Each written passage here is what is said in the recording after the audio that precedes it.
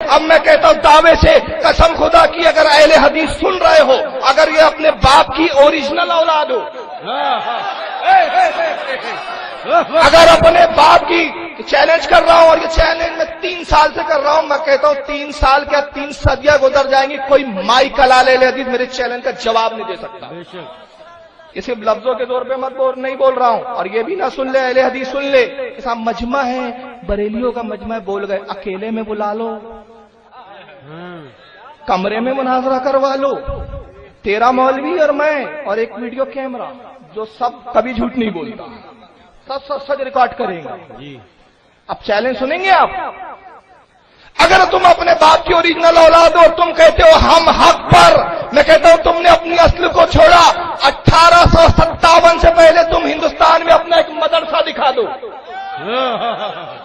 1857 سے پہلے اپنی ایک مسجد دکھا دو، 1857 سے پہلے اپنا کوئی ایک مولوی دکھا دو، 1857 سے پہلے اپنی کوئی حدیث کی کتاب دکھا دو، 1857 سے پہلے کوئی تفسیر کی کتاب دکھا دو. قسم خدا کی جتنے امام تھے سب سنی تھے، سب مقلد تھے. جب امام بخاری کا نام لیتے ہو، قسم خدا کی امام بخاری بھی تھا تو وہ شافعی مذہب کا ماننے والا، سب مقلد تھے. ایک سوال یہ کرتے ہیں کہ ارے 200 سال پہلے کی کوئی مسجد اہل حدیث ہو تو بتاؤ. تمہاری کوئی مسجد ہی نہیں 200 سال پہلے.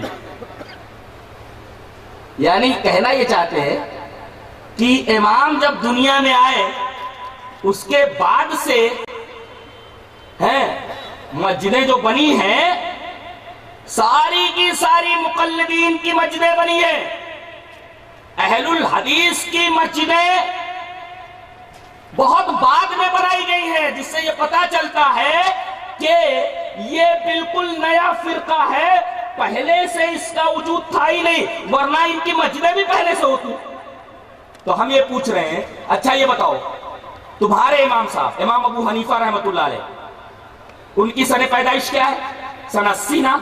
اچھا، اور سن 80 میں پیدا ہوتے ہیں، اور اس کے بعد حضرت امام شافعی رحمت اللہ علیہ سن 150 ہجری کے اندر پیدا ہوتے ہیں. یعنی جس سن میں حضرت امام ابو حنیفہ کا انتقال ہوتا ہے اسی سال امام شافعی پیدا ہوتے ہیں. تو سن 80 ہجری کے اندر امام ابو حنیفہ کی پیدائش ہوئی، 150 کے اندر امام شافعی کی پیدائش ہوئی، سن 90 ہجری کے اندر امام مالک کی پیدائش ہوئی، اور سن 164 ہجری کے اندر حضرت امام احمد بن حنبل کی پیدائش ہوئی. اب میں نے یہ پوچھا کہ سن 80 سے پہلے جتنی مسجدیں تھے وہ کن کی تھی؟ وہی اہل حدیثوں کی مسجدیں تھیں.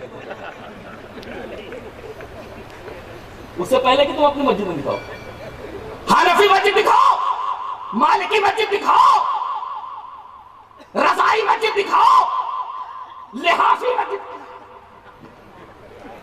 دکھاؤ مسجد. اس سے پہلے ارے بھائی امام ابو حنیفہ آ رہے ہیں سن 80 میں، امام شافعی آ رہے ہیں سن 150 میں، امام مالک آ رہے ہیں سن 90 میں، امام احمد بن حنبل آ رہے ہیں 164 کے اندر. یہ سن 80 سے پہلے جتنی مسجدیں ہیں، طائف کی مسجد کس کی؟ مدینہ کی مسجد، نبی کی مسجد کس کی مسجد؟ کعبہ کس کی مسجد؟ مدینے کے اندر دیگر جو مسجدیں بنی تو کون سی مسجد؟ ظاہر ہے کہ کوئی پاگل بھی یہ نہیں کہہ سکتا کہ حنفی مسجد تھی، مالکی مسجد تھی، حنبلی مسجد تھی، شافعی مسجد تھی. اس لیے کہ سن 80 کے بعد یہ سوال ہے اس سے پہلے کی مسجدیں کون سے؟ اہل الحدیث مسجد. ایک مثال دیتا ہوں، کہنے لگے مثال دیتے ہیں، ایک سمندر ہے. کیا مثال دیتے ہیں؟ ایک سمندر ہے، ٹھیک ہے بھائی سمندر ہے، اس سے 4 نہریں نکلی. 4 امام کہتے ہیں کہ ایک سمندر ہے جس سے 4 نہریں نکلی، ایک ایک نہر سے اپنے اپنے ذوق کے مطابق لوگ پانی پی رہے ہیں. یہ 5واں فرقہ کہاں سے آ گیا؟ تو جلال الدین قاسمی نے کہا کہ 5واں فرقہ بتاؤں کہاں سے آ گیا؟ وہی سمندر ہے وہ جہاں پہ 4 نہر نکلی.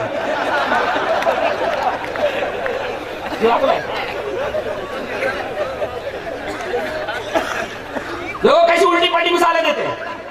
ایک سمندر ہے جس سے 4 نہریں نکلی. چاروں نہروں سے مراد یہ 4 امام، تو یہ 5واں فرقہ اہل حدیث کہاں سے آیا؟ میں نے کہا 5واں فرقہ وہی سمندر ہے جہاں سے یہ سب نکلے، لیکن پہلے جب نکلے تھے تو نہر میں پانی صاف تھا، جیسے جیسے یہ نہر آگے بڑھتی گئی اس کے اندر کچرا وچرا سب بھر گیا، پورا کا پورا پانی پینے جیسا نہیں رہا۔ لوگوں کو چاہیے کہ اگر خالص پانی پینا ہے تو اصل جہاں سے یہ نکلی تھی چاروں نہریں، اصل پانی کی طرف، اصل ماں کی طرف، سمندر کی طرف رجوع کرو۔ اور تمام ائمہ کرام نے یہی کہا کہ ہم نے جہاں سے بات لی وہیں سے لو، جناب محمد رسول اللہ صلی اللہ علیہ وسلم کی بارگاہ سے یہ ساری چیزیں لو۔ اب جی چاہتا وہ حدیث پڑھ دوں تاکہ مزہ آ جائے، حدیث اس طرح۔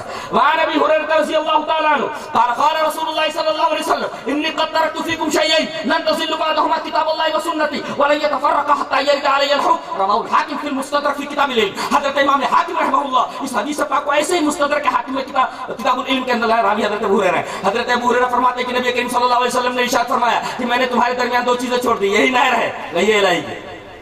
قرآن بھی اترا اللہ کی طرف سے، حدیث بھی اتری، یہ وہ سمندر ہے، یہ وہ سمندر ہے۔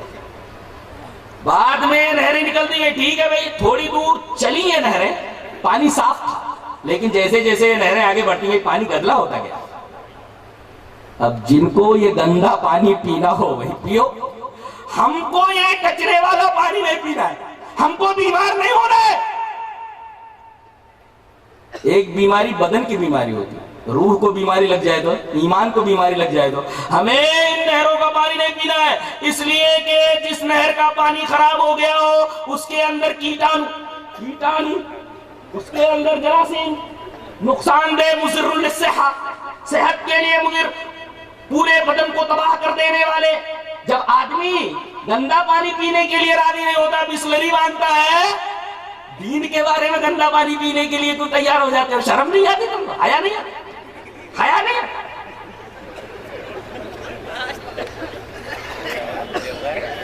بسلری پیتا ہے پانی اپنا جسم بچانے کے لیے، لیکن اپنا ایمان بچانے کے لیے اپنے ایمان کی فکر، بدن کی فکر کر رہا تو بسلری پی رہا ہے، لیکن اپنے ایمان کی فکر اسے نہیں، کہیں سے بھی پانی پی لیتا، کہیں سے بھی پانی پی لیتا۔